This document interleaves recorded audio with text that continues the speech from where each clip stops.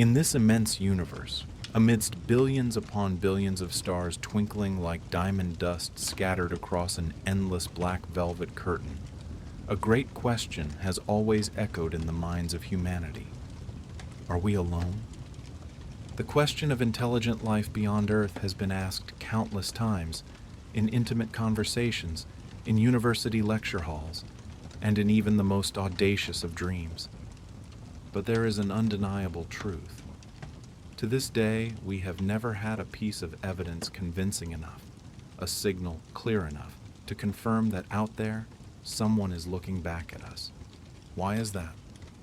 Amidst the stories of unidentified flying objects and theories of ancient visitations, the silence from the mainstream scientific community is suspiciously heavy.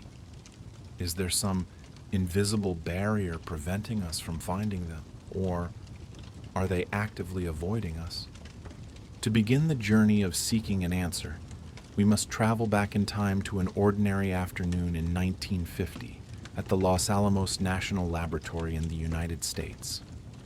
Here, amidst the clatter of cutlery and daily chatter, the brilliant physicist Enrico Fermi, after discussing the topic of extraterrestrial life with his colleagues, suddenly asked a simple yet profoundly deep question. So, where is everybody? In that moment, one of the greatest paradoxes of modern science was born, and it was named after him, the Fermi paradox. The Fermi paradox describes the deep contradiction between two realities that seem impossible to coexist. On one hand, there is the scale and age of the universe. With an estimated 250 billion star systems in our Milky Way galaxy alone, and about 70 sextillion stars in the observable universe, logic tells us that even if intelligent life were to sprout at an extremely small rate, there should still be millions, even billions, of extraterrestrial civilizations in existence. Many of them would surely be millions of years older than us, and therefore their technology must have reached an unimaginable level. Yet, on the other side of the paradox, there is absolute silence. Not a single radio signal, not a single probe, not a single trace of any galaxy-scale engineering project. The universe we observe seems strangely empty. This theory is based on a fundamental principle. Earth is not a special place. It is just a typical planet, abiding by the universal laws of physics and chemistry. If intelligent life could arise here, it could also arise anywhere else with similar conditions. And history shows that all civilizations tend to expand. They will seek new resources, colonize their own star system, then reach out to neighboring ones. Over billions of years, such a civilization should have left its mark across the galaxy. So why do we see nothing at all? Why is the cosmic symphony we expect just a chilling silence? Some thinkers have proposed a terrifying answer. They argue that leaving a trace or trying to contact another civilization in the universe is an extremely dangerous act. A danger on the scale of the survival of an entire species. To understand this danger, imagine a story. A man is lost in a dark forest. Night has fallen, without a single ray of light, without a single familiar sound. Everything is alien and potentially perilous. What would he do? Sit still in one place, waiting for dawn in fear, or light a torch, both to light his way and to attract attention? Our man chooses to do nothing, because fear has completely consumed him. A torch in the dark will certainly attract attention. But attention from whom, or from what? It could be rescuers, and he would be saved. But what if it's the attention of a hungry predator? Or worse, from others also hiding in the darkness, who see his torch as an invitation or a threat? Could it be that the universe is just such a dark forest, and every civilization is an armed hunter, sneaking among the trees, a ghost in the deep woods? And could it be that the silence we are hearing is not, in fact, emptiness, but the very soft breath of countless beings holding themselves still in the dark, all of whom believe in the same truth of survival.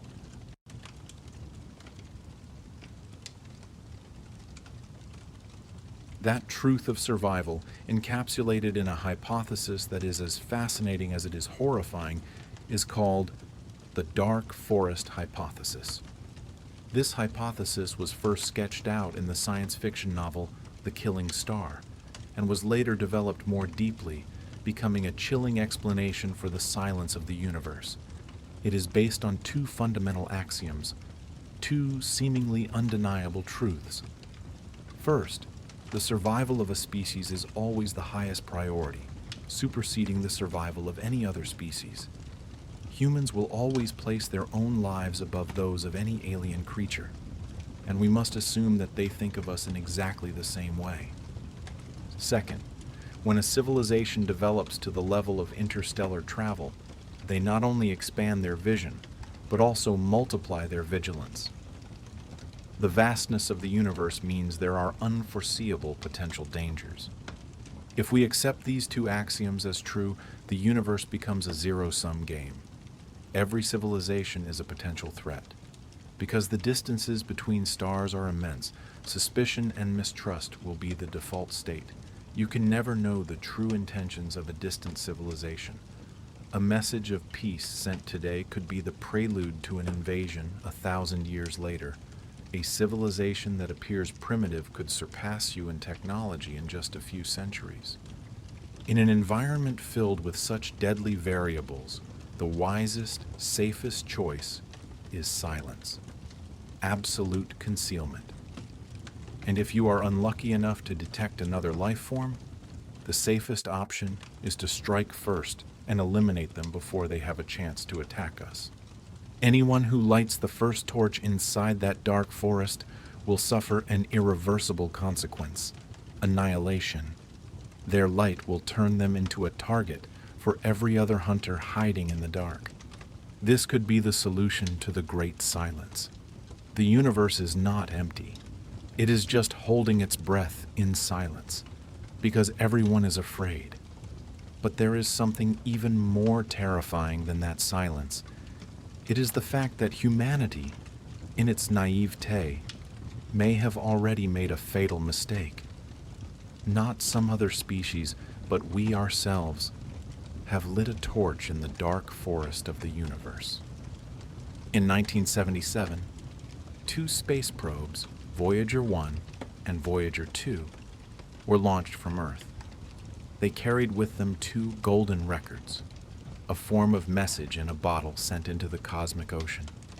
On them were recorded images and sounds of our planet, a greeting, a map indicating our location, the music of Bach, and greetings in 55 languages. It was an act of hope, a noble invitation sent to friends we had never met. However, through the lens of the dark forest hypothesis, that act was not a friendly gesture. It was an act of insane recklessness. We shouted our location into a forest full of silent predators, listening. This hypothesis, though chilling, is still just an attempt to interpret the silence. For decades, scientists have tried to find a more systematic method. In 1961, the astronomer Frank Drake proposed an equation, a tool to turn our speculations into probabilities. It is called the Drake equation. The equation takes the form you can see on the screen. At a glance, it looks complex, but in essence, it is a series of variables multiplied together to estimate the number of communicable civilizations in our galaxy. It takes into account the rate of star formation, the probability of stars having planets, the probability of those planets being able to support life, then the probability of life evolving into intelligent beings, and finally, the length of time that a high-tech civilization can exist and transmit signals into space. The biggest problem with the Drake equation is that most of its variables are unknown. We have only a single data point, Earth. Therefore, its result can range from 1, meaning we are completely alone, to billions of civilizations out there. But it is this very uncertainty that raises an urgent question. a question that great minds like Stephen Hawking have warned about. Is it a wise act for us to arbitrarily broadcast signals into space? If the dark forest hypothesis is even 1% true, then who has the right to make a decision on behalf of all of humanity that could affect our very survival?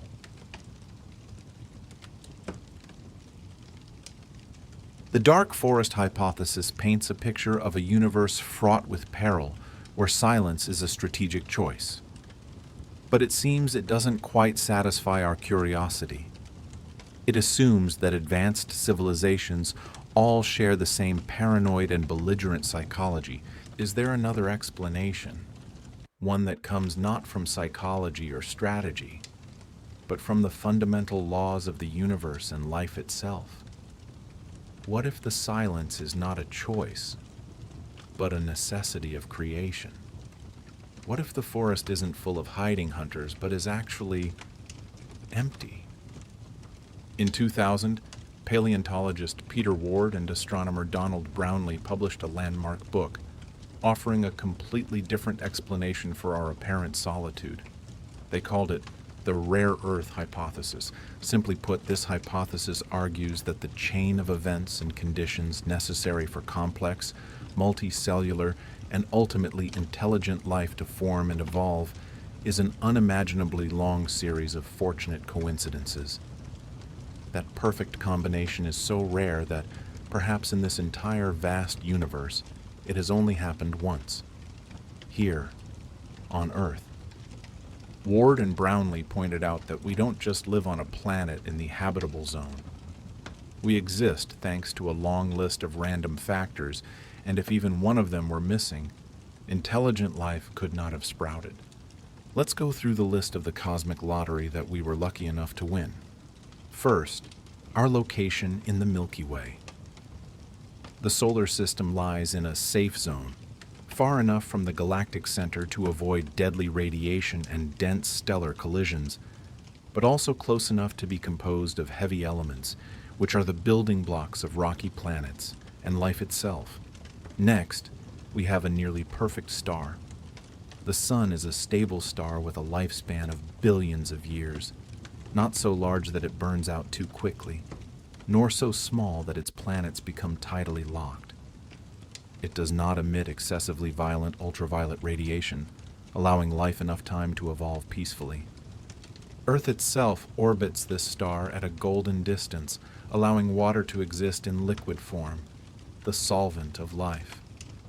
Our orbit is almost a perfect circle, keeping the temperature stable year-round.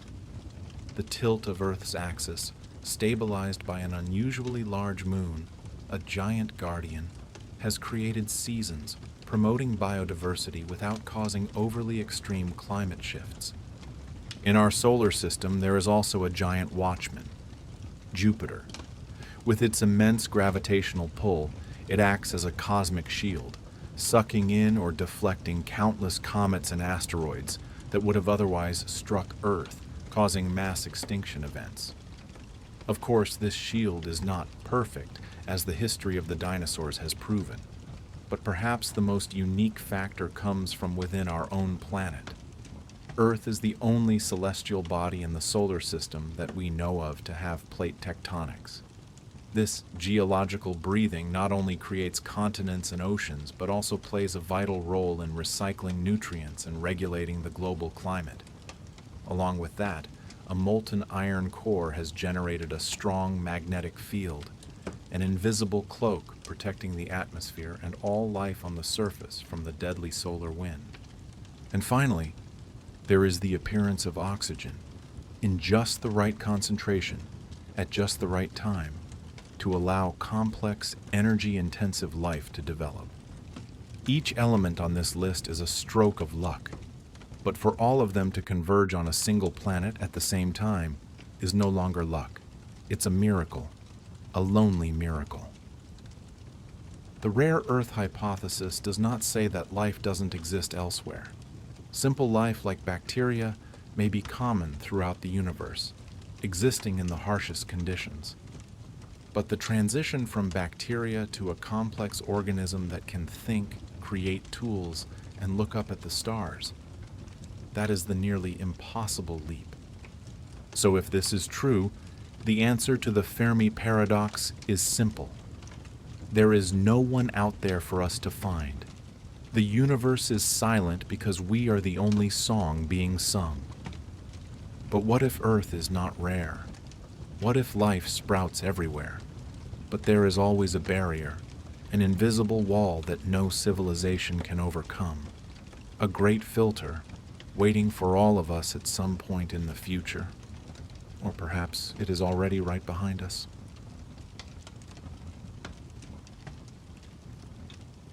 We have two opposing pictures. A universe filled with predators forced into silence to survive, and an empty universe where Earth is a lonely miracle.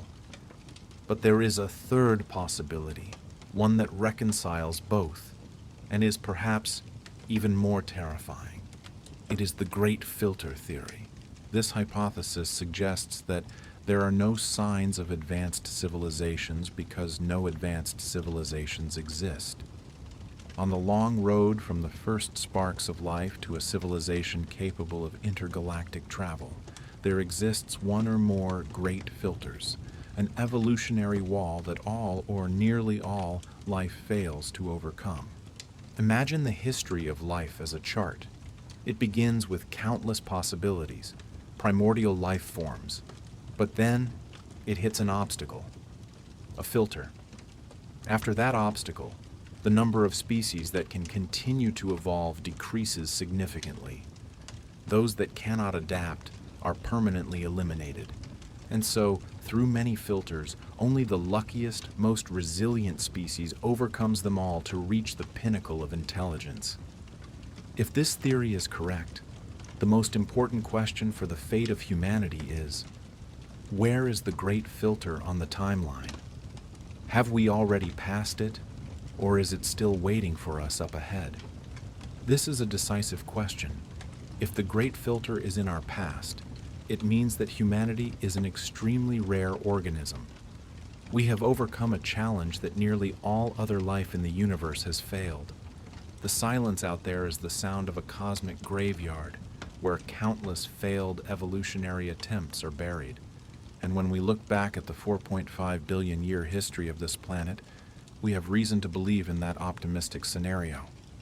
Life on Earth was not a smooth road. It was a series of moments on the brink of annihilation. In the time before humans appeared, our planet experienced at least 5 mass extinctions. The first time about 444 million years ago, a devastating ice age suddenly engulfed the planet, causing a severe drop in sea levels. 85% of life, which existed mostly in the oceans, was wiped out.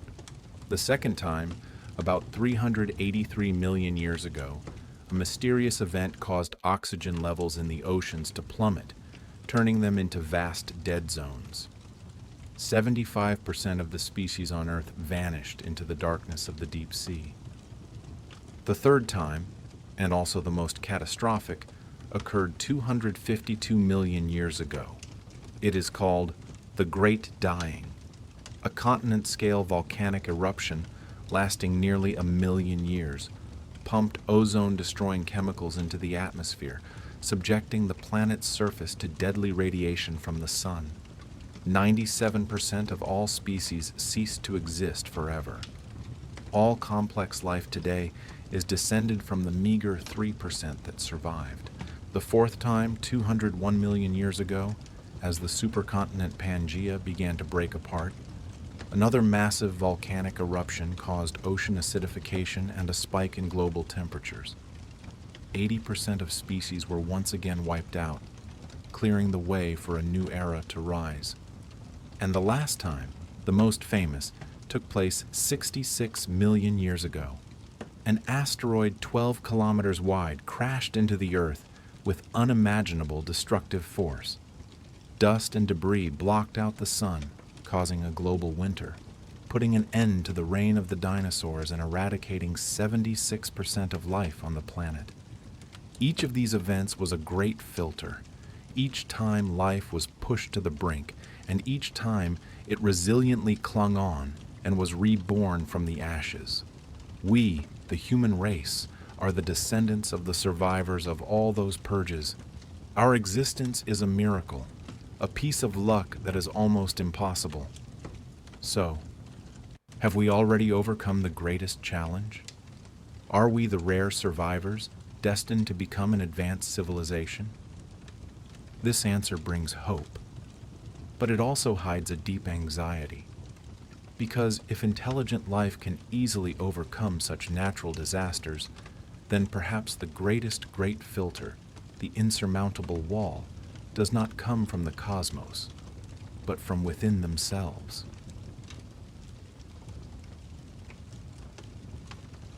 We have passed through 5 great purges of history, 5 times that life on Earth has been tested to its absolute limit.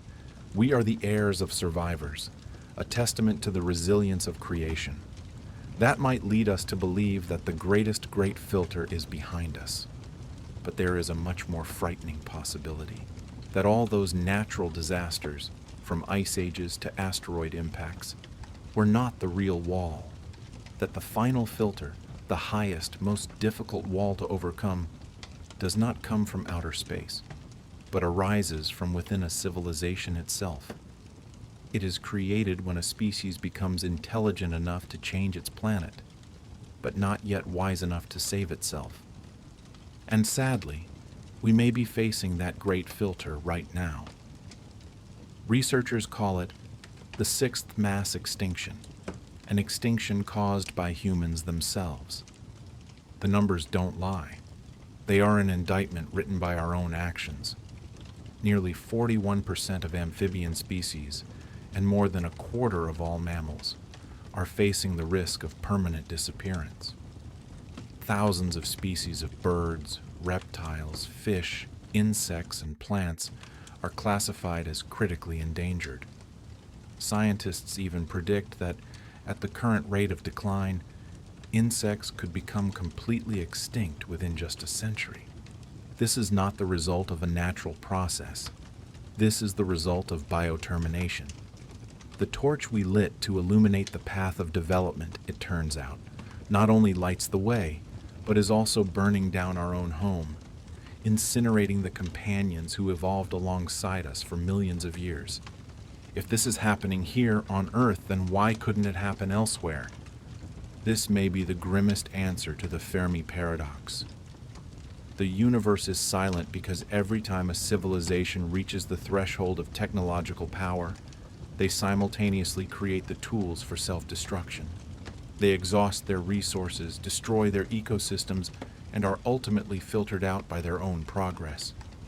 Thousands, millions of civilizations like humanity, even more advanced ones, may have risen and fallen in this universe. They too looked up at the stars with the same question as us, right before their light was extinguished forever. The silence we hear may be the echo of our own future. So, is this the end? Is our fate already sealed? And will humanity also become just another whisper in the great silence? Perhaps not. If we are aware that we are standing before the filter wall, then at least we still have the opportunity to choose. 2 paths of hope are opening before us. One is that we must save ourselves. We must become the first civilization to realize its mistake, to overcome the selfishness of its species, and to heal this planet. If we can overcome the great filter of our own making, our civilization will advance to an unimaginable level of development. Then distance will no longer be an issue, and we will begin our own journey to explore the cosmic forest, not as a frightened creature, but as one who has matured. The second path is the hope that somewhere out there, another civilization has already done it. They have converged all the necessary elements, overcome every filter, and entered the cosmos. They saw the faint torch that we lit in the dark forest decades ago. And maybe, right now, they are on their way here. The final question remains open, a question that will shape the entire future of humanity. If they come, will they come with peace and technology, or with war and bombs? Will they be saviors, or the final predators drawn to our flame?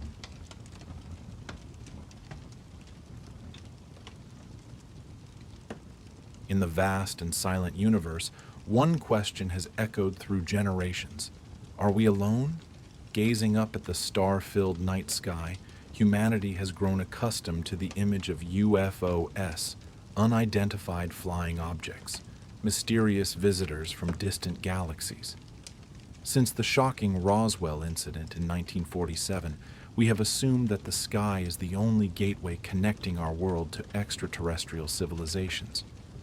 But what if we have been looking in the wrong direction? What if the answer lies not above, but hidden right beneath our feet?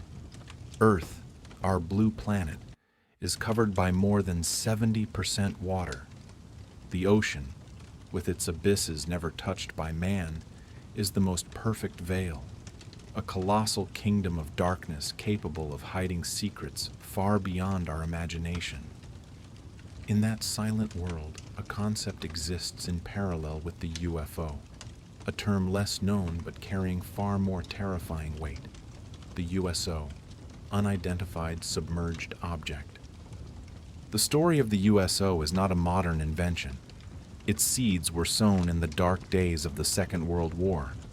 Amidst fierce naval battles, crews from all over the world began to whisper strange stories to one another. They spoke of ghost submarines. They would appear suddenly on radar screens, moving at a speed that seemed to defy all laws of physics.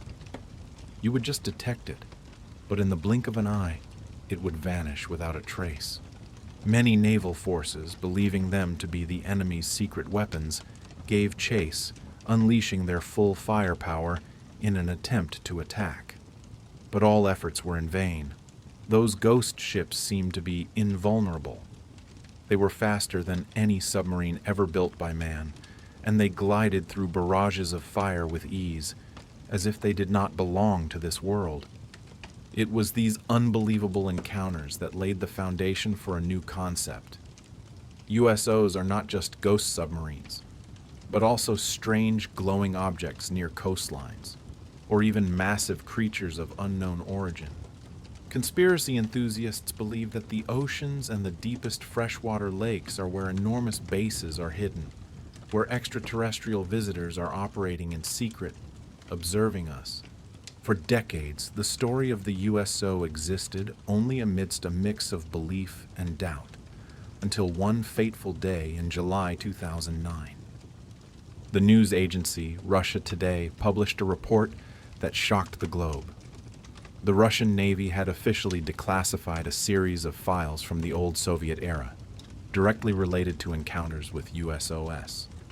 These were no longer just retold stories, but official records from seasoned military personnel, from top scientists, collected by a special investigation team led by the deputy commander of the Navy himself, Admiral Nikolai Smirnov. For the first time, USOs were being taken seriously at the highest level. These documents had lain dormant in the shadows for half a century. What secrets did they contain? Could they be the irrefutable proof of a truth we have always feared, yet also been incredibly curious about?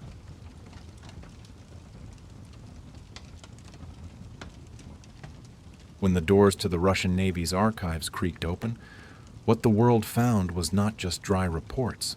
They were confessions from the abyss, stories told by the bravest of soldiers, men who had faced the unexplainable. The majority of the files revolved around direct encounters that challenged all human understanding of technology and physics. Retired Navy Rear Admiral Yuri Beketov, a veteran submarine commander, recounted his experience in one of the most mysterious seas on the planet, the Bermuda Triangle. He described that the appearance of USOs here was frighteningly frequent. There was no warning sign, only a deathly silence that would fall over everything. Suddenly, every piece of equipment on the vessel would malfunction simultaneously.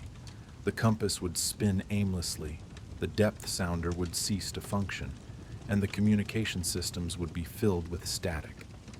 That's when they knew it was coming.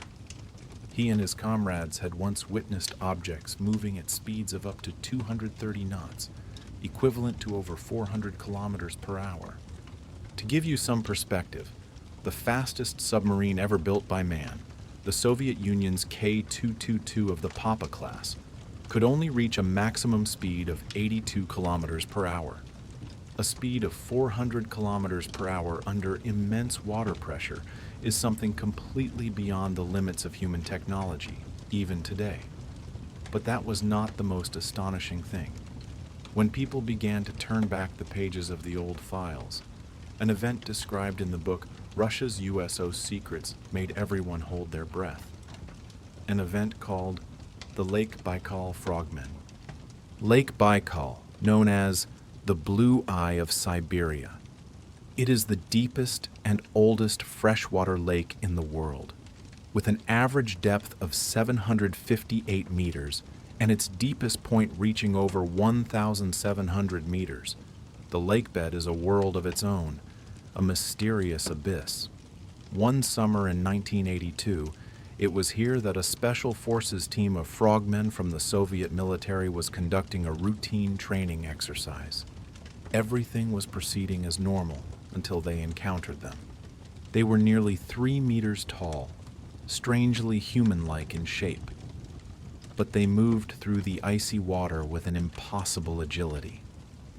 The soldiers described them as wearing a tight-fitting, shimmering silver suit and a spherical helmet that completely covered their heads. But the strangest thing was, they carried no oxygen tanks or any other respiratory support equipment. Who or what were they?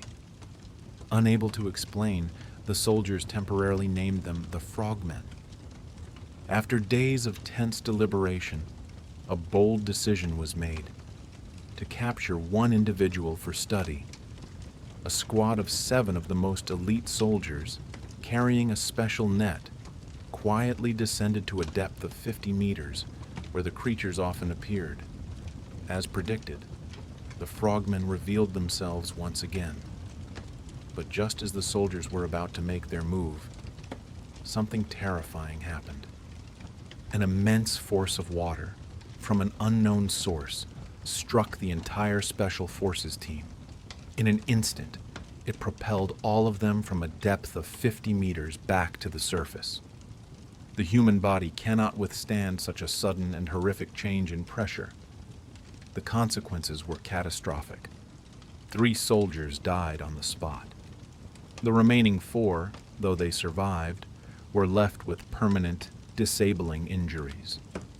The plan had ended in tragic failure. All information about the Lake Baikal frogmen was immediately classified as a top national secret. But why did those beings react so violently? Had the soldiers inadvertently trespassed into their territory, a secret base located at the bottom of the deepest lake on the planet?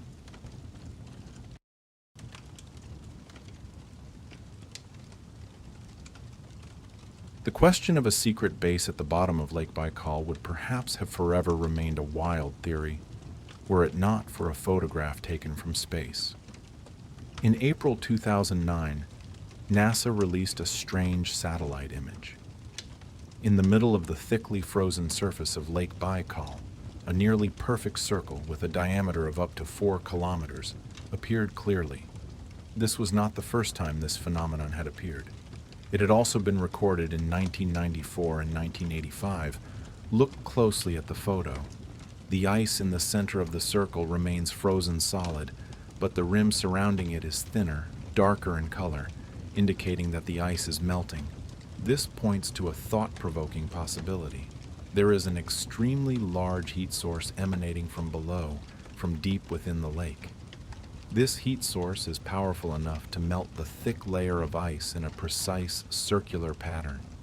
In a pristine and frigid natural environment like Siberia, what could generate such a concentrated and massive source of energy other than artificial activities? This photograph has become the most solid foundation for those who believe that, beneath the silent waters of Baikal, a giant alien base or spacecraft is operating. But unfortunately, to this day, field expeditions to decipher this mystery have yet to be carried out. While the mystery of Baikal remains literally frozen, in another cold sea, a more tangible discovery was made. The Baltic Sea, a place that has witnessed countless battles and entombs thousands of shipwrecks, once again became the stage for an unbelievable story. In June 2011, a professional Swedish salvage team, calling themselves Ocean X, was on a mission to search for the wreck of a ship carrying antique liquor. They were using state-of-the-art sonar equipment to scan the seabed at a depth of about 90 meters. Amidst the familiar images of the seafloor, suddenly, an anomalous object appeared on the screen. It was unlike anything they had ever seen. A massive circular object, about 60 meters in diameter, with perfectly rounded edges and a smooth surface. It looked no different from a flying saucer straight out of the science fiction film Star Wars. This surely could not be a natural formation. Immediately, this information caused a storm across the world's media. Could this be the first physical evidence of a crashed alien spacecraft? The Ocean X team, though incredibly excited, decided to return to port to prepare more thoroughly for an approach. The next day, they returned with a detailed plan and a remotely operated submarine. And that's when the strange phenomena began to occur. When the submarine was about 200 meters away from the object, all the electronic devices on board, from the cameras, lights, to the navigation system, suddenly stopped working. Everything plunged into darkness. The panicked operators pulled the submarine back. But strangely, as soon as it moved out of that 200-meter range, all the equipment began working normally again. They tried it over and over, and the result was exactly the same. It seemed there was an invisible energy field, some kind of shield, enveloping and protecting the mysterious object, disabling any electronic device that came near. Clearly, approaching with machinery was impossible. They had found something extraordinary, but were being blocked by an invisible barrier.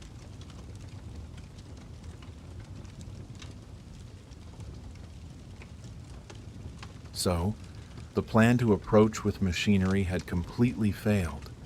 That invisible energy wall was an insurmountable barrier. A tense silence fell over the Ocean X vessel. They were so close to a discovery that could change history, yet they were helpless. In that moment, a daring decision was made. If machines couldn't do it, a human would have to. A seasoned diver was chosen to undertake what might be the most dangerous mission of his career. He sank slowly into the black abyss, entering the deadly 200-meter zone. Every meter forward was a gamble with his life. When he was just a few meters from the target, he held out his tool, preparing to take a small sample. But at that very moment, his world plunged into darkness. His flashlight suddenly went out. Almost immediately, he felt his chest tighten. His oxygen tank had stopped supplying air. Panicked, he tried to contact his teammates, but his radio was also silent. His lifeline and only connection to the world above had been severed. Luckily, the safety line was still there. Sensing something was wrong, the team on the ship quickly pulled him back from the brink of death. The mission seemed to have ended in failure, but human courage and curiosity sometimes overcome even fear. Another diver decided to risk it one more time, and this time, fortune smiled upon him. He succeeded, bringing back a tiny fragment that carried the weight of a world. The sample was immediately sealed and sent to a laboratory for analysis. The results that came back stunned everyone, even the most skeptical scientists. It contained a large amount of metallic elements such as titanium, iron, and manganese, in a complex alloy never before seen in nature. But the biggest shock came from the dating method. The number the scientists provided left everyone dumbfounded. This sample had been lying at the bottom of the Baltic Sea for 140,000 years. 140,000 years. It had existed long before the first great civilizations of mankind were built. Just when it seemed the mystery couldn't go any further, upon re-examining the initial sonar images, they discovered an even more astonishing detail. Behind the giant disk was a long trail, carved deep into the seabed, stretching for hundreds of meters, as if it had skidded at a terrifying speed before coming to rest in its current position. To create such a skid mark, and for it to endure for hundreds of thousands of years, this object must have crashed with a force equivalent to a meteorite, an object with an artificial structure dated to 140,000 years old, emitting an energy field, and leaving behind a skid mark from a high-speed impact. All the pieces of the puzzle seemed to point to a single conclusion. This was a crashed UFO. The Baltic Sea mystery, though not yet fully solved, has further strengthened the close link between USOs and UFOs. It suggests that the ocean is not just a hiding place, but could also be the graveyard of uninvited guests. This interest was formalized when the U.S. Department of Defense expanded its UFO investigation program to include underwater objects. Hundreds of new reports were collected, not just from sensors, but from high-level witnesses themselves. Mr. Bob McGuire, Director of Research at the Center for Security and National Technology, was one of them. During his time in service, he had encountered USOs twice. The first time was in the 1990s, when he was on duty on the attack submarine USS Hampton. While deep in the ocean, he and his comrades suddenly detected a strange object moving at an incredible speed. It shot past the submarine in absolute silence. The speed measuring device recorded a staggering number, faster than the speed of sound in air. An object moving underwater faster than a fighter jet in the sky. When asked what it was, he simply replied, "That's classified." But that was only the first time Bob McGuire had faced the impossible. His second experience under a stormy sky was far more direct and terrifying.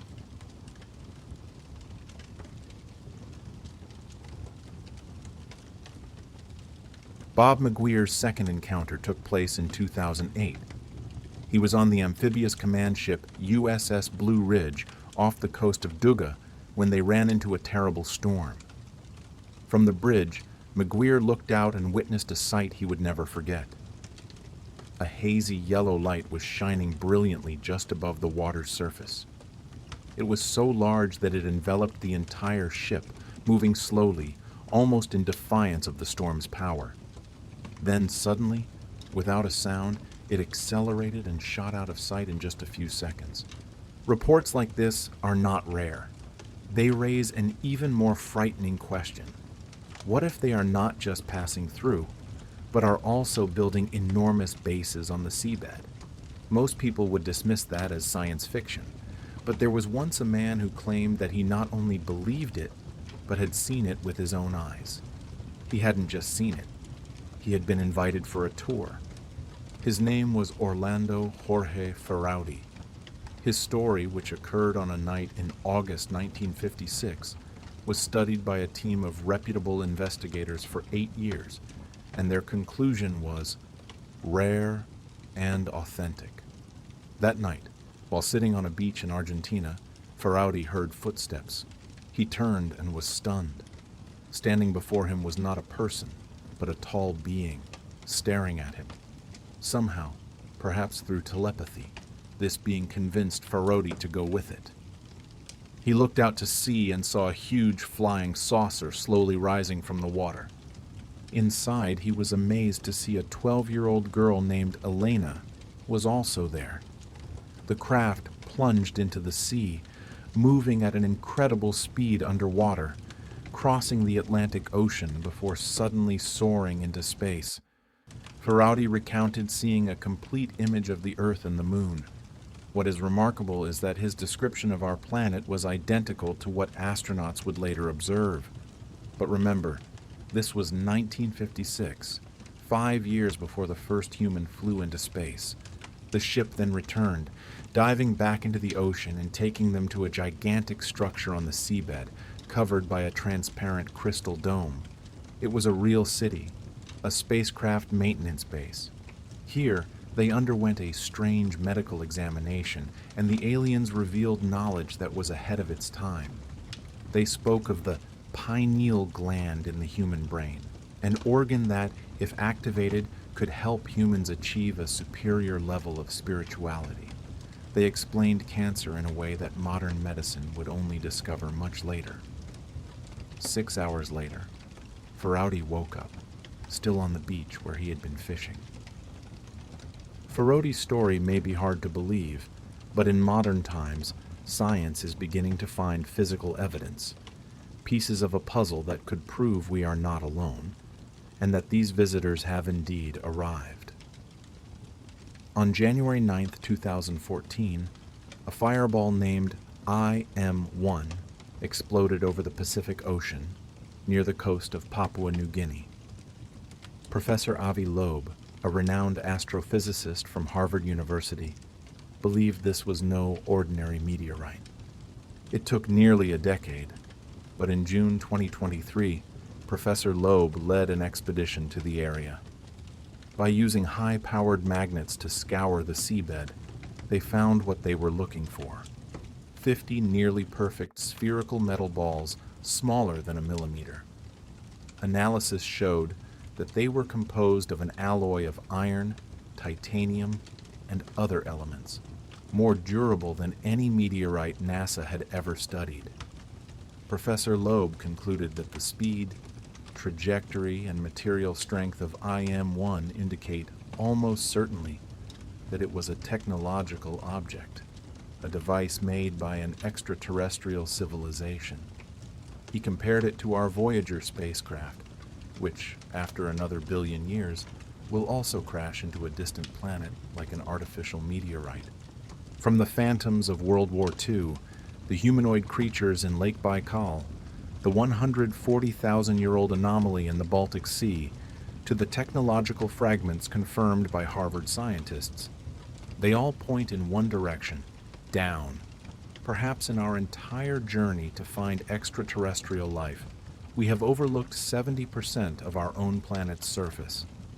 Perhaps the visitors we have been so busy searching for among the stars are hiding right beneath the waves in the eternal silence of the abyss. Who knows, maybe they are not truly extraterrestrial, but have been here all along, right here on this earth.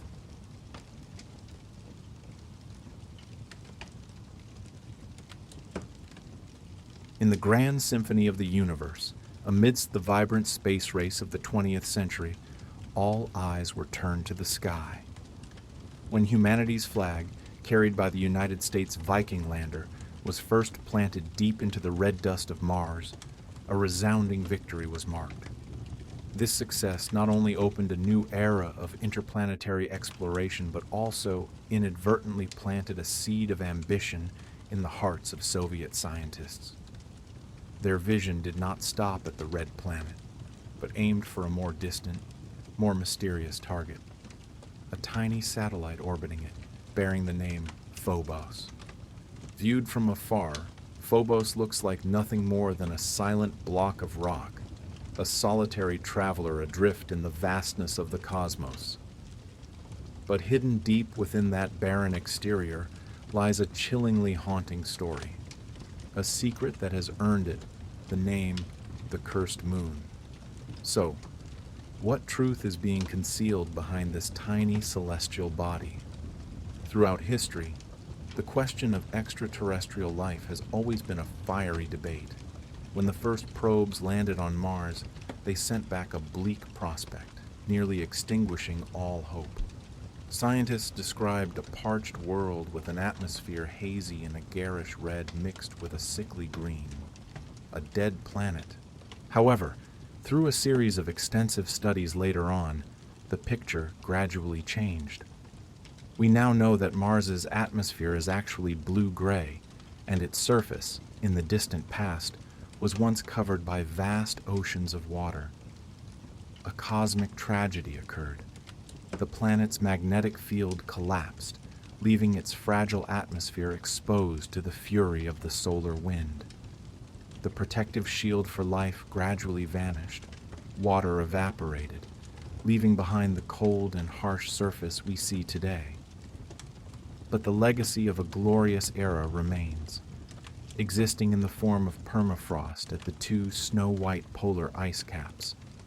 More importantly, scientists have discovered countless organic molecules in Martian rocks, the foundational bricks for primitive life. If the red planet once harbored, or perhaps still does, the seeds of life, could the tiny satellites orbiting it be guarding similar secrets? Mars has two moons, Phobos and Deimos, discovered by American astronomer Asaph Hall in 1877. Phobos, the larger and closer sibling, possesses an incredibly strange characteristic. It orbits Mars at an unbelievably close distance, only about 8,000 kilometers. For comparison, our moon is nearly 322,000 kilometers from Earth, a colossal difference. Phobos' surface is pockmarked with giant impact craters, covered in a layer of grayish ancient dust. Its shape is no less peculiar, misshapen, rough, reminiscent of a forgotten potato in space. Outwardly, Phobos looks more like a stray asteroid than a true satellite. For a long time, the astronomical community believed in the simplest hypothesis. Phobos and Deimos were merely two wandering celestial bodies, accidentally captured by Mars's gravitational pull. This theory was further strengthened when analyses showed their mineral composition almost perfectly replicated the characteristics of ancient asteroids. However, the extremely close and stable orbit of Phobos led the Japan Aerospace Exploration Agency to propose a different, much more dramatic line of inquiry. Instead of being pulled in from afar, these two satellites might be the result of a terrifying cosmic collision in the early days. This scenario bears many similarities to the theory of our moon's formation, after Earth was struck by a planet-sized body. If the impact was powerful enough, material ejected from the parent planet could very well have clumped together, forming new satellites. And then, a shocking discovery further reinforced this hypothesis. Modern research data shows traces of extremely rare organic compounds on both Phobos and Deimos. These molecular structures are the very foundation of biology, the essential components for forming DNA. The Japan Aerospace Exploration Agency concluded that Phobos is like a natural laboratory floating right next to Earth, an ideal opportunity to study the precursors to extraterrestrial life.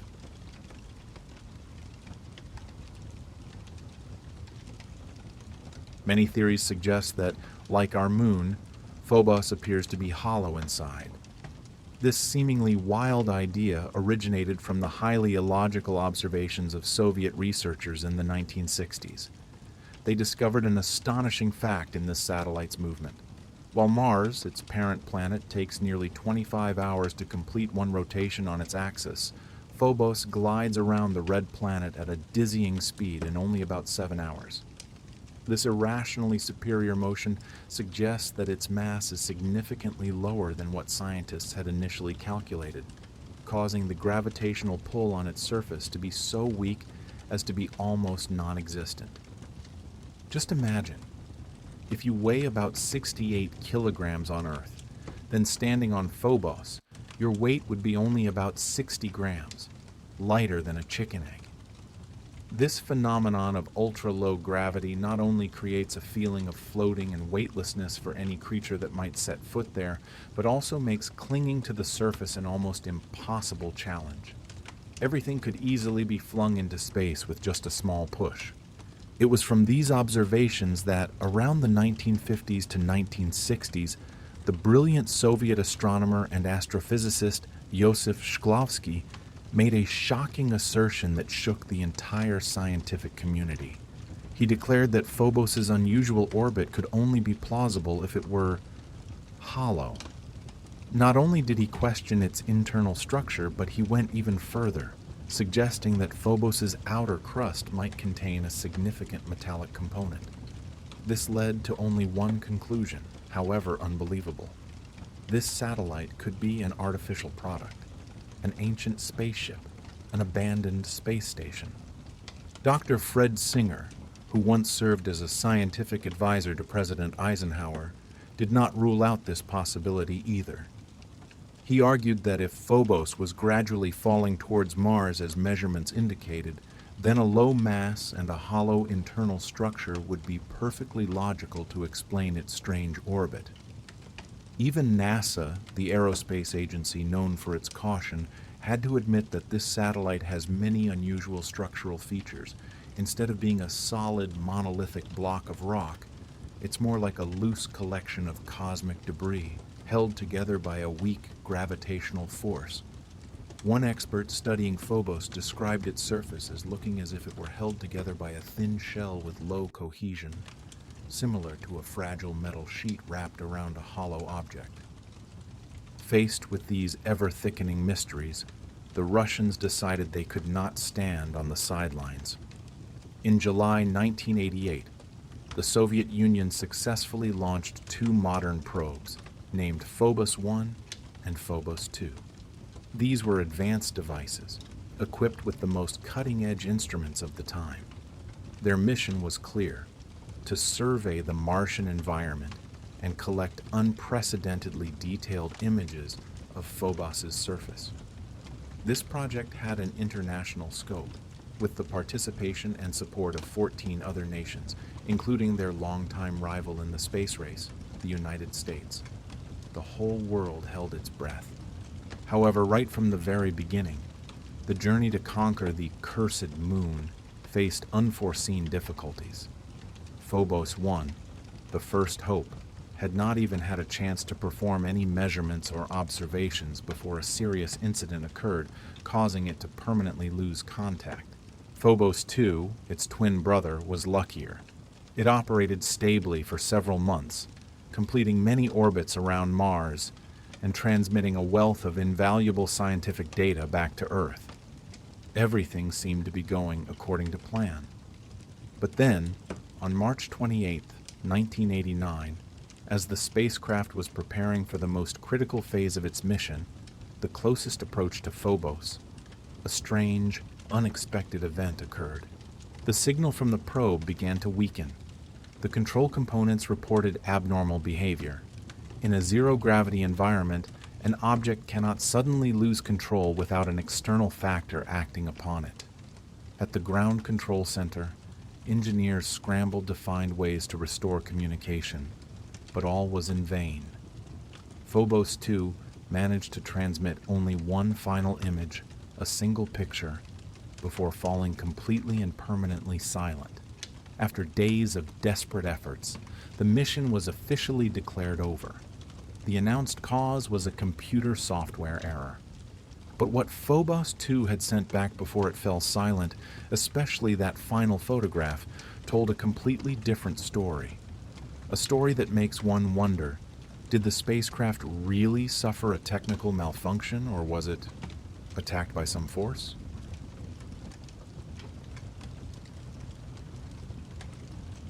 After Phobos 2 abruptly fell silent, a veil of mystery shrouded the entire incident. The Russian government kept most of the photographs taken from the lost spacecraft secret, offering only a brief explanation of a technical failure. However, this was an international collaborative project, and other nations who had contributed effort and resources began to protest the withholding of information. Faced with growing pressure, Russia was forced to release a large portion of the photographic documents. But it was the very absence of the final pictures, the last moments of Phobos 2, that made the story surrounding this mission increasingly mysterious and haunting. It wasn't until 1991 that an unexpected breakthrough occurred, shattering the silence.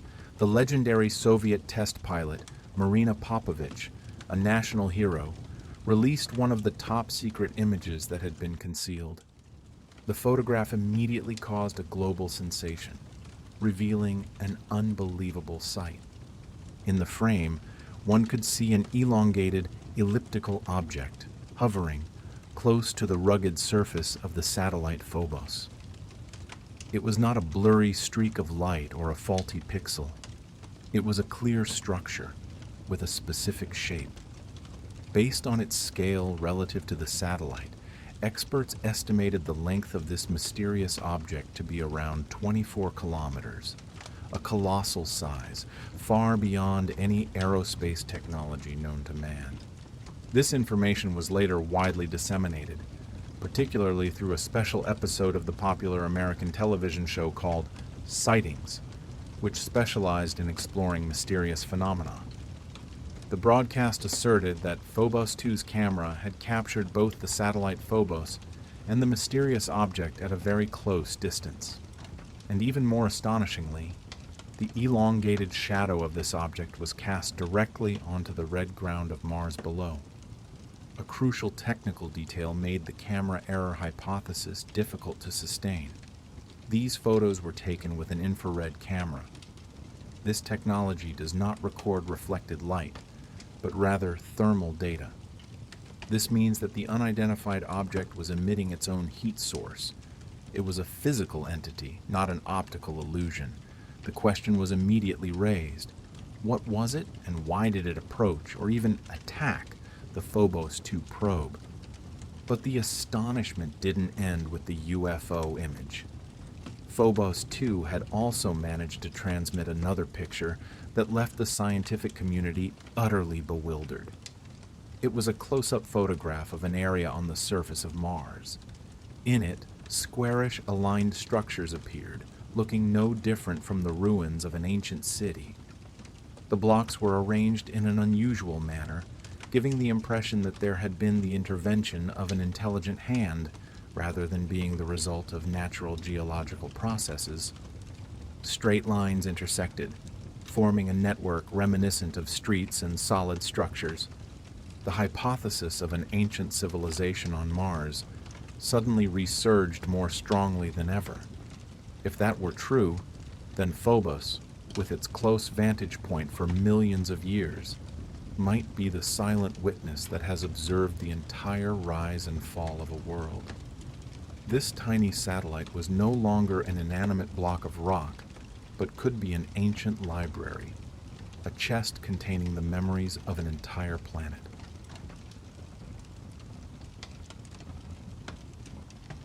For decades, missions to explore Mars have continuously sent back to Earth a series of images that make us raise profound questions. The most famous and haunting is perhaps the photograph dubbed the Face on Mars, captured by the Viking 1 orbiter in 1976. Taken in the Cydonia region, it shows a massive rock structure that looks exactly like a complete human face, with eyes, a nose, and a mouth, gazing up at the starry sky. Although NASA quickly explained that it was merely an effect of light and shadow on a random terrain, many still believe it to be a remnant of a vanished ancient civilization, or a message intentionally left by extraterrestrial visitors. This belief is further reinforced by ancient legends of the Anunnaki, gods from the stars. According to these tales, they not only visited Mars on their journey to Earth, but also established an outpost, a transit base there. Besides the Cydonia region, in many other places on the Red Planet, structures that look like artificial constructions have also appeared. They include pyramids with nearly perfect edges, vertical obelisk-like stone pillars, and even the ruins of ancient cities.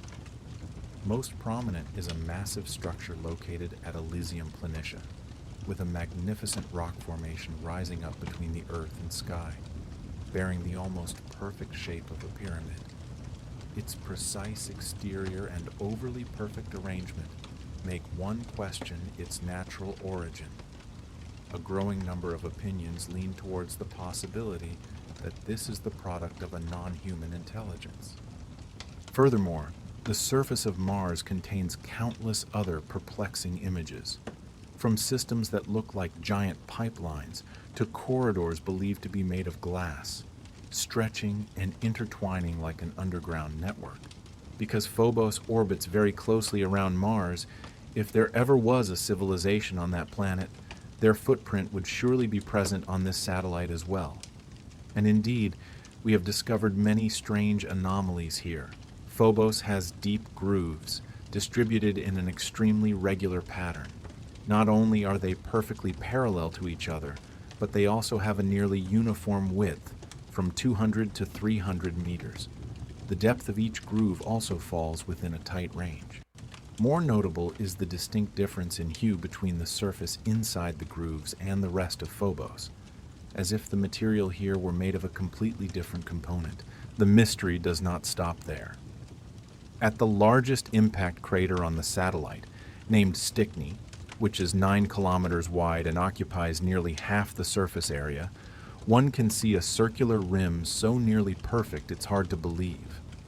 Many suggest it is not merely a meteor crater, but actually a gate, an entrance leading to a massive system of caves hidden deep beneath the crust.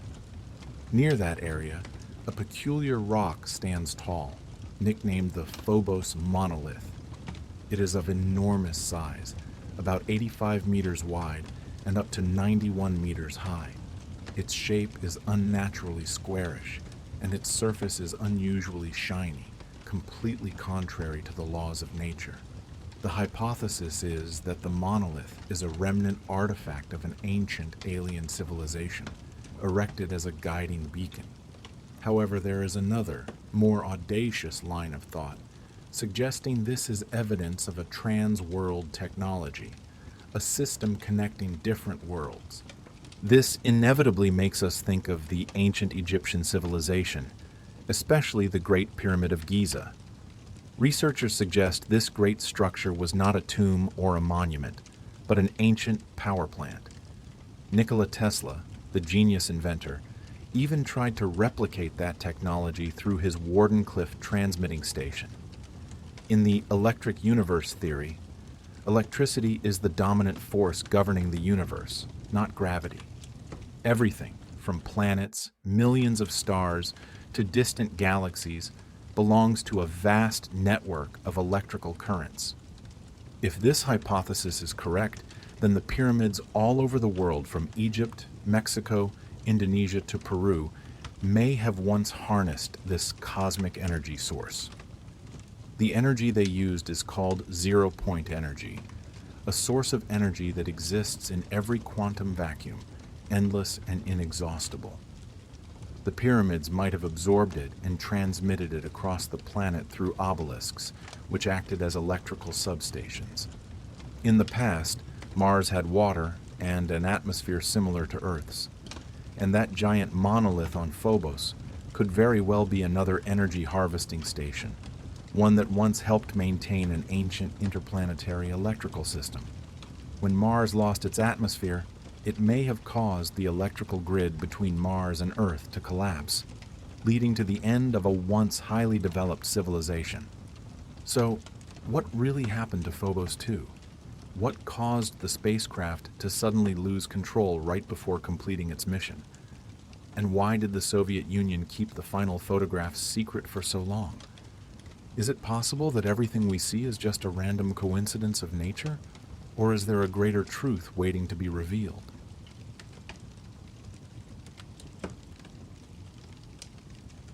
To find the answers, let's turn back the pages of the file together, starting with the officially confirmed information. All details surrounding the unexpected incident of Phobos 2 originate from reputable scientific sources. In 1989, the Soviet expert team published a 37-page report in the prestigious scientific journal Nature. However, within it, only 3 short paragraphs describe the loss of communication. What is noteworthy is that the research team acknowledged that the spacecraft not only entered an uncontrolled spin, but may also have collided with an unidentified object.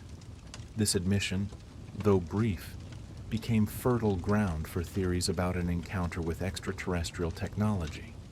However, there is a crucial detail that was omitted, or deliberately downplayed, by the media at the time.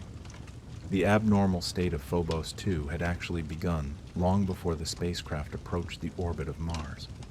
While Phobos 1 lost its signal completely from the start, its twin brother had been continuously experiencing technical difficulties, especially the phenomenon of uncontrollable erratic spinning. Although in an unstable state, Phobos 2 still managed to send data back to Earth, but what we received was just a chaotic, inconsistent string of signals.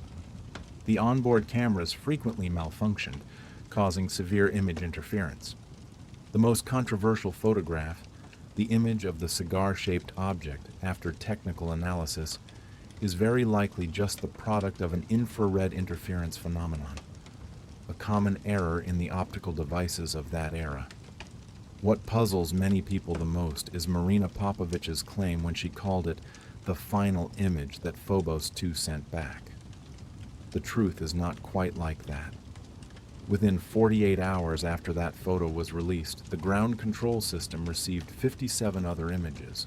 All of them showed a strange phenomenon, a white streak of light running down the frame, no matter which direction the camera was pointing.